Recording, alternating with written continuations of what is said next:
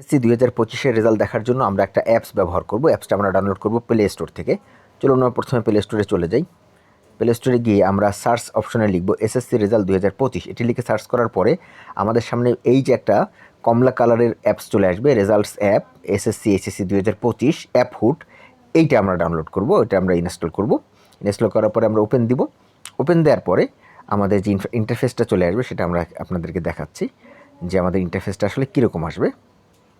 Open দেওয়ার পরে আমাদের ইন্টারফেসটা আসবে এরকম একটা ইন্টারফেস চলে আসবে। সেখান থেকে আমরা রেজাল্ট দেখুন এই অপশনটিতে আমরা ক্লিক করব।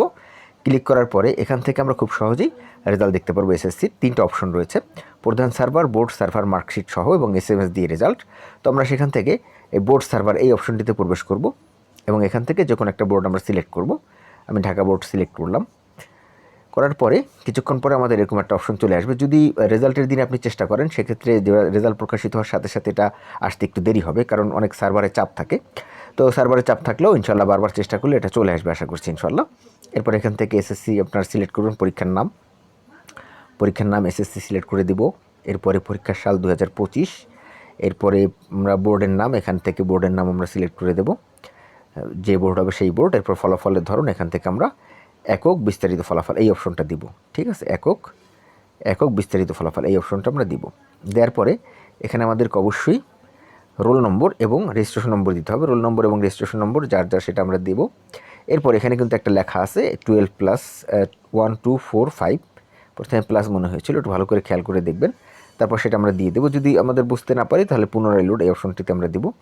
আর সেটাও বুঝতে না পারলে আবার পুনরায় লোড, এভাবে দিয়ে আমরা যেটা বুঝতে পারবো সেটা আমরা এখানে দিয়ে দেবো। দিয়ে ফলাফল দেখুন অপশনটিতে ক্লিক করলেই আমাদের ফলাফলটা চলে আসবে। ভিডিওটি ভালো লাগলে অবশ্যই লাইক করবেন, আমাদের চ্যানেলটি সাবস্ক্রাইব না থাকে সাবস্ক্রাইব করে রাখবেন।